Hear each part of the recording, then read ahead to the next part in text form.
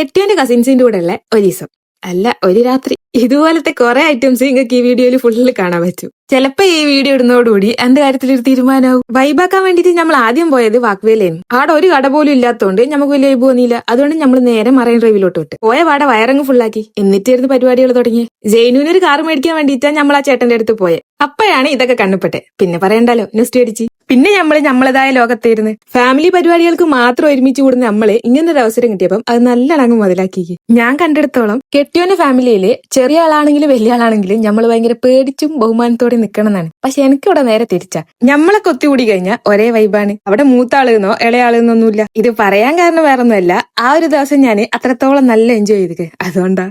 പിന്നെ ഇന്ന് ആശാന് വലിയ റോളൊന്നും ഇല്ലായിരുന്നു. മറൈൻ ഡ്രൈവ് തന്നെയായിരുന്നു കൊച്ചിൻ കാർണിവൽ നടക്കുന്നത്. ഞങ്ങൾ പോയതാണെങ്കിലും ഓരോ കൂടെ ഒന്നുകൂടെ പോവാന്ന് വിചാരിച്ച്. ആ പരിപാടികൾ ഈ വീഡിയോയിൽ ഒന്നും ഒതുങ്ങൂല. അത് ഞാൻ അടുത്ത പാർട്ടിയിലിടും. ഈ പ്രഹസനം ഓൻ കയ്യിൽ കയറാനുള്ളതാ. വലിയ ഡയലോഗ് അടിച്ച് കയറിയതായിരുന്നു. അല്ല വേണ്ട, അത് നാളെ പറയാം. അപ്പൊ എന്നാ നാളെ കാണാം. പിന്നെ ഇഷ്ടമായ ഫോളോയിലേക്ക് മറക്കല്ലേട്ടാ. ബൈ.